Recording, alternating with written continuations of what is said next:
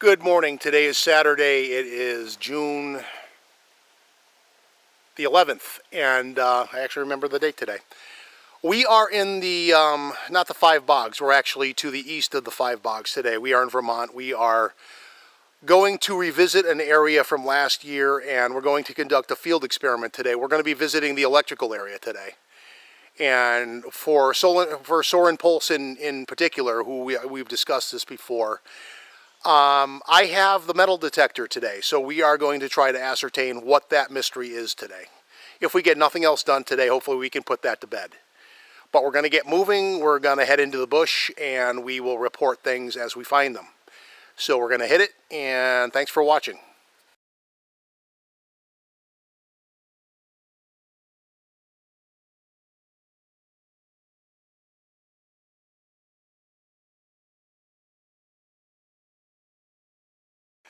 Okay, we are basically 2 streams over from our point of entry. And as stated, we are lining up with the far corner of the expanse, and then we are going to head that way towards the pond that is over that way. And in the course of doing so, we are going to see what signs of life we find, basically. I was not able to find the pond last year because it's not crazy thick in here like New Manitou is, but it's thick enough that it does kind of. When I was here in, I want to say November, it was easier to navigate because you could essentially see where the hell you're going. But it's not really that bad because, number one, your navigational thing back to the car is this massive pond over here, which is easily the size of 2 or 3 football fields. So you got to be pretty blind to miss that, honestly. And we're going to see if we can find our way back over here. In years gone by, what I did wrong is I headed that way because without the map directly available, you're kind of doing this blind. Kind of doing that today, but at least I know the general direction to go in.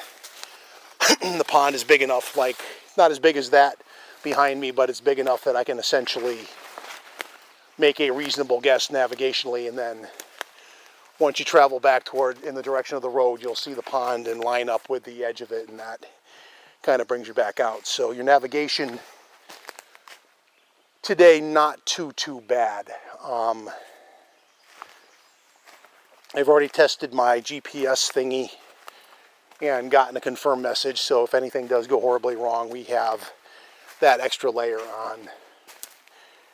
And even though I don't mention it every video, I have, since I had it and have it activated, it's earning its 20 bucks a month for the plan. I have the cheap plan. I guess I could make a commentary about about satellite technology. There is the option to get a satellite phone. However, we're heading into a recession, and satellite phones are every bit, what the hell is that over there? Are every bit as expensive as you would think. Lower end cheap ones, non-refurb, you are looking probably at starting at like 850 bucks American just for the phone itself. Then when you get into the plan, depending on what you need, you're going to probably pay that much again per month for the plan. So if you have a satellite phone and you use it as your main means of communication, you are either a full-time traveler or a not full-time traveler, but either way with a whole lot more disposable income than I have. Which, you know, all the power to you, but that's insane. And I can actually kind of see where the pond is over there, I think. Is that, I'm trying to remember the degree of, yeah, I can see the clearing through the trees. Because I don't remember it being a long walk from Pond A to Pond B. You just kind of have to take it slow through here, given this, this is kind of like the undergrowth of what you're looking at. A lot of deadfall, it's not even ground. So you do kind of have to watch your step. It's not crazy, it's not nearly as crazy as the hike I had, which was actually on the long trail itself 2 weeks ago. But my only commentary there for the history lesson is To the lovely people at alltrails.com, moderate trail my ass. The first portion of that is not something I would suggest if you have any kind of cardiac whatnot going on, because that's definitely an eat your Wheaties kind of hike. And as I said last week, in full vindication of my suspicions, to the asshole who basically posted the picture of the ingress sign to the pond in question, it was not on the long trail. It was on a trail that's approximately starts about a mile down the road, trailhead wise. So basically I was had. It's false advertising. And the guy who did that's a little bit of a poopy head, so yeah. Because I was only 40 minutes into my hike on the other trail, and lo and behold, there was the very sign itself confirming that I had found my way there. The pond itself, as you could see last week's video, is actually lovely. I do intend to camp there. Obviously not today, but in the not so distant future. Here come the damn deer flies. I believe I did a proper amount of cursing about that last week. They were quite rampant last week. No, we're good. We're right lining up with the pond, and you just kind of got to go downhill through this stuff and you're right on the pond. I'm trying to remember. There was something that happened in the fucking community, pardon my French, and I can't remember what it is. There was some kind of gossip element. I don't remember what it was. That's going to irk the crap out of me. Hopefully before the conclusion of the video, that will come back to me. Nothing earth-shattering, but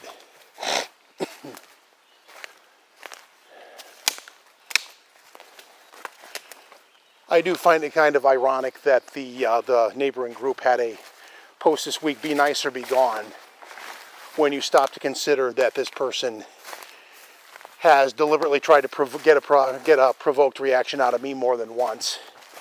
I'm sure he would deny it to his little fan base, but I guess we're going to go into a hardcore ripping into the community itself, because that is the problem with the community. I've done these before, but it remains true, actually. The community is not the... I'll try to be diplomatic this time, I guess. I won't just go all venom, but the community, and this is for the noobs, the community and the subject are not the same thing. And you're in for an unpleasant surprise if you try to equate them the same way, because they're not. The community itself is a popularity contest and nothing but, of people online, podcasts, and people trying to find a way somehow to profit from and exploit the community. It is quite literally all about money. And some of you would be okay with that, some maybe not. But the bottom line is, see, here's the pond. You just kind of, it's actually, when I got turned around last year, it's kind of annoying, because it actually is not that hard to get here at all. It's actually not a long walk, as you could see. I mean, in the time I was yapping from the other pond to here, I'm already there. I actually found a game trail that leads me down there right here. It was part of the way. I'm choosing to interpret it as a game trail. So I just got to find me a little landmark to line up with to head back out. That two-ended tree with a broken off thing there shall be my landmark. Yeah, that kind of like leads me back to the community and the criticisms I have of it, because it is basically a contest, popularity contest, and people will try to outdo each other on social media as far as podcasts and, you know, YouTube channels. I mean, I have one too, granted, but I'm the only one I'm personally aware of that is not monetized. Mine is not monetized in any way, and I've said why before. Number one, drone usage would become much more problematic, because we are right now in a great expanse of federal property. And if you are operating a drone commercially on federal property, they view that as operating a business on federal land without a permit. And I know people whom I've mentioned before, the Kara and Nate channel, they do like a travel vlog. They got nailed for, if I remember right, a $5,000 fine by the FAA because of that. And if that ever happened to me, I at least have the luxury of saying, review every video I have, they're not monetized. Which, number one, frees you up from that, but as a criticism of YouTube itself, every now and then you'll see one of the channel owners, I'm not going to say crybabying, but basically bemoaning the fact that as you are monetized, you become subject to a whole lot of algorithmic wrath should you do something overly controversial. And that system is subject to abuse on the from the standpoint that if somebody doesn't like what you say or do, that is a moose track. I'm actually more concerned with it being a bear track. If you run into a bear out here, you are pretty far out in the middle of nowhere. Not that I've ever actually had an aggressive run-in with a bear, but interestingly enough, back home in the suburbs of Connecticut, very much the suburbs, I found out this week that apparently we have a neighborhood bear. So as opposed to the bears out here in the woods, we have a garbage can flipper, as I will refer to him. I haven't seen him yet, but he is apparently there. My longtime mailman saw him and let me know about that. So Marty, if you are into Bigfoot shit unexpectedly and you see this, a shout out to you. If not, oh well. But yeah, the YouTube channels can be abused by what they call copyright strikes and the like. If there's any one of a number of different forms that can take. They can strike you for spam. They can strike you for, I guess, medical misinformation is now one because of the whole COVID thing. Which, were I a monetized channel, probably would not even be able to use the C word, so to speak. So going forward, I probably would just call it that. But they can't demonetize me because I'm not monetized, which is usually the punishment. I am going to contemplate my next move here. I'm going to take a segment break real quick, and I'll be back in a few.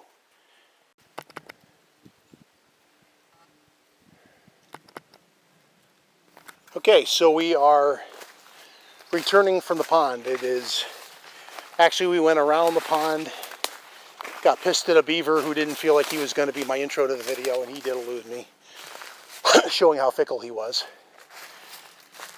And we are going to, we actually went beyond and went towards a stream that runs parallel to there. And we're on our way back. Kind of doing the reverse of how we got to the pond in the first place. Moving more or less in the undergrowth in the direction of the expanse, which again, being 3 football fields wide, is kind of hard to miss. Basically, if we go in this direction, we'll eventually hit the road in a couple of yards. And you'll be able to know that you're going the right way because you'll have to cross 2 streams. Not big streams, but they're land markers. But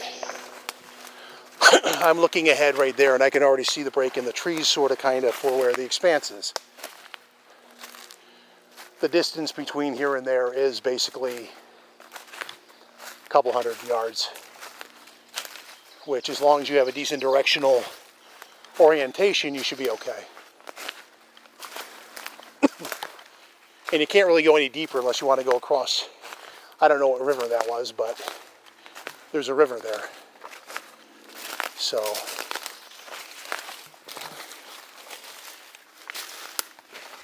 not to say that if there are squatch in here, they don't go crossing the river. Anyway, where we were, not going into a whole thing about forest navigation. Well, we're not quite there yet, but it's that way.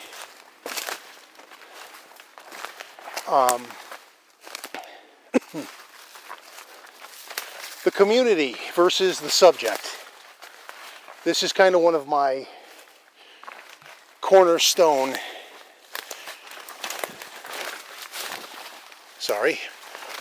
research thought processes, for lack of a better word.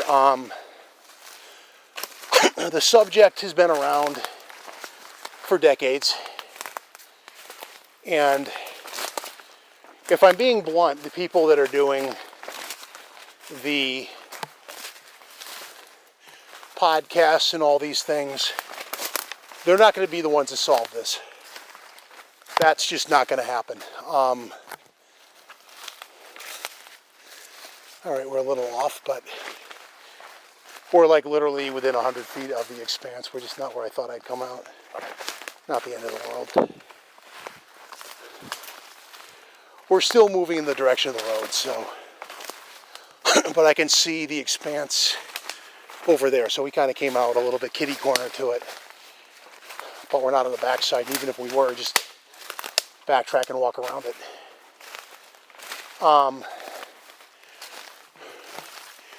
Yeah, for the people who are like kind of noobish and kind of fall into what I call the enthusiast circumstance, they're not maybe realizing this, but the folks in the, yeah, we came in here.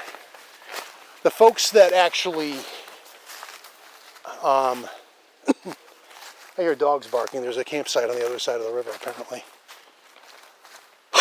There's a forest road down that way too, though.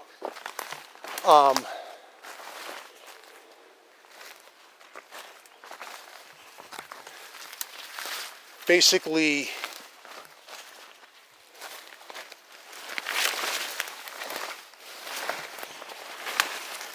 they're not going to be the ones to solve this because, again, it's about, to them,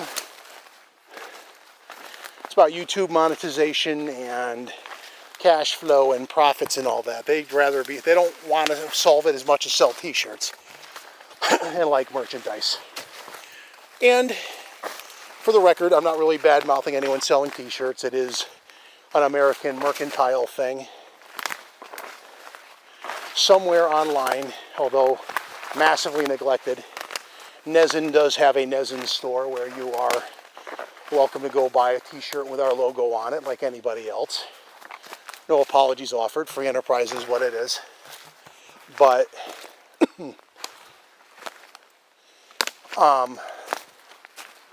that being said, the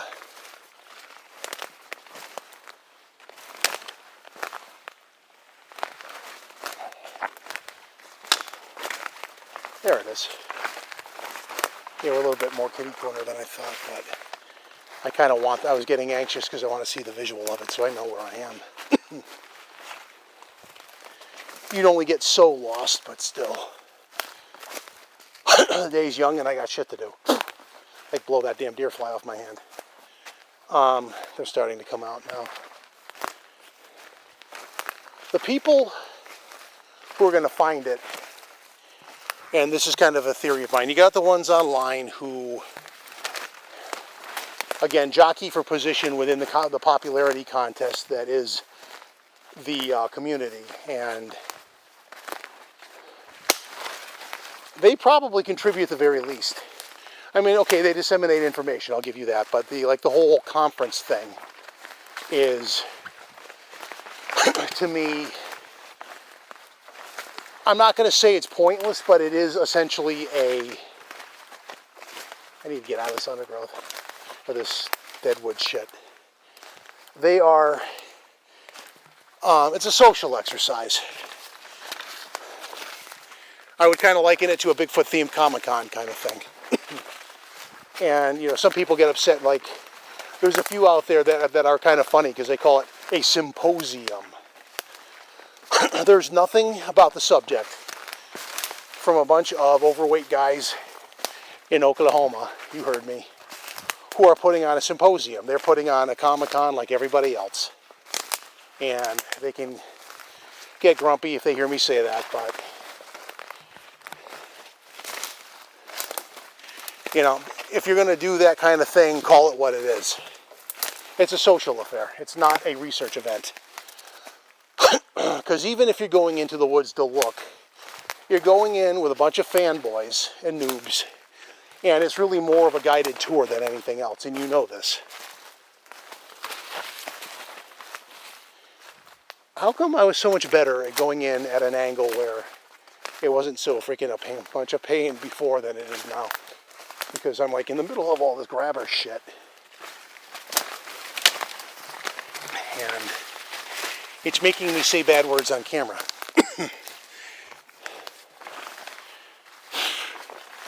Which, as a prelude back to my point about YouTube and demonetization and not being monetized,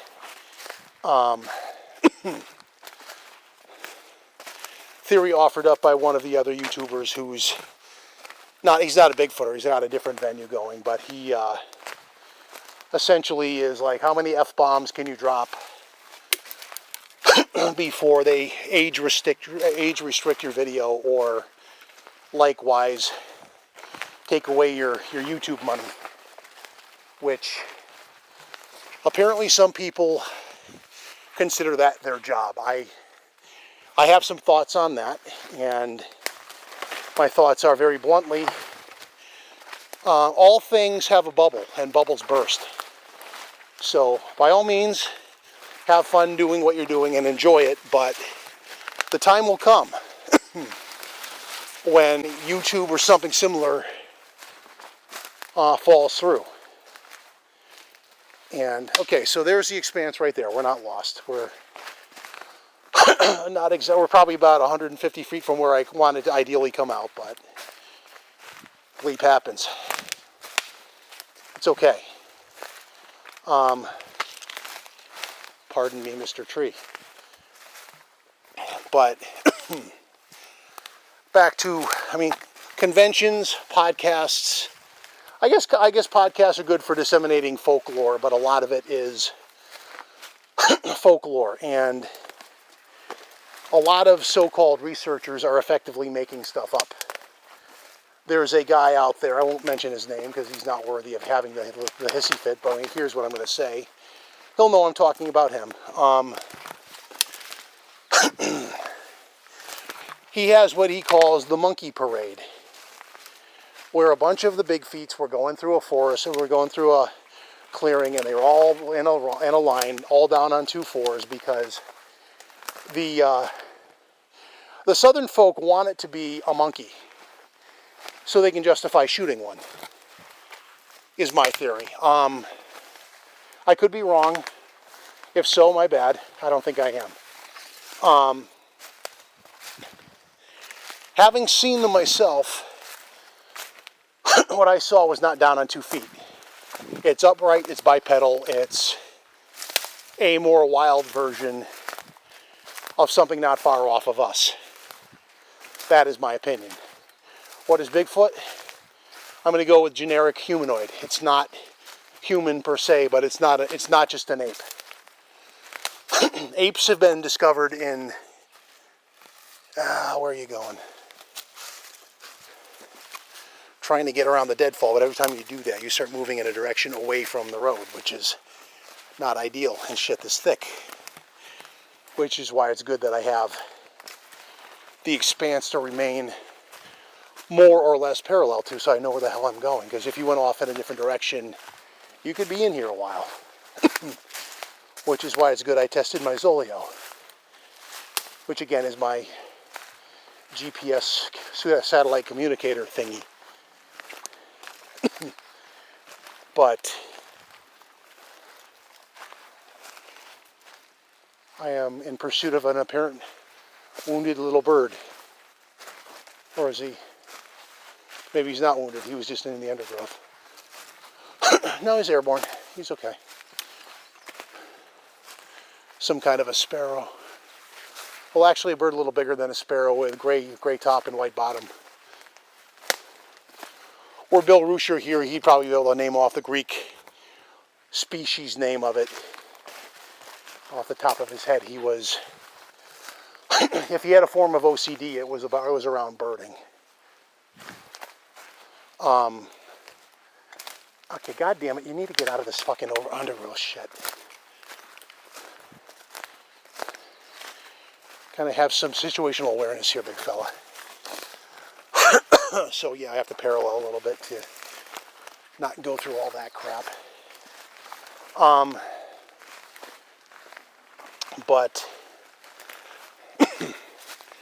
you can tell if you watch people in the community long enough what their motivations are. And 9 times out of 10, ka-ching. What's funny is when they get offended, when you just come out and say that.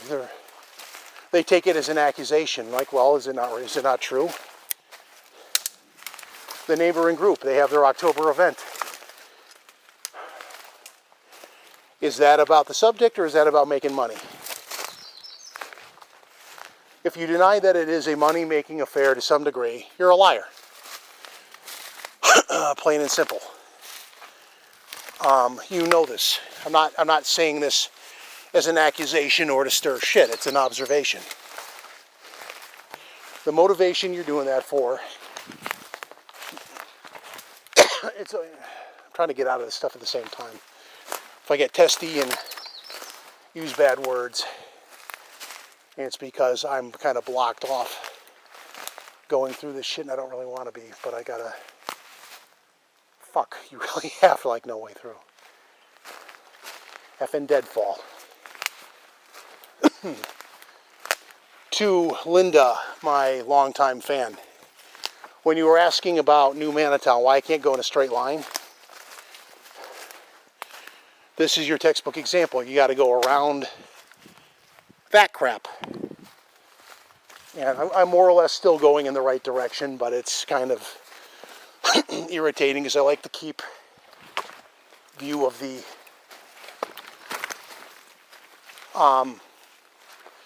water line so I know what direction I'm going in. Making sure I'm not veering off course, as I sort of am, which I will now correct.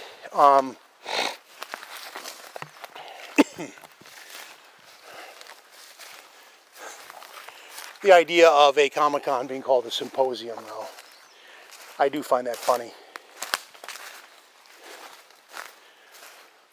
Because you're desperately trying to make it sound like something that it just isn't. You, like anyone else, you're selling t-shirts. You know you are. Let's get back where I can see where the hell I'm going.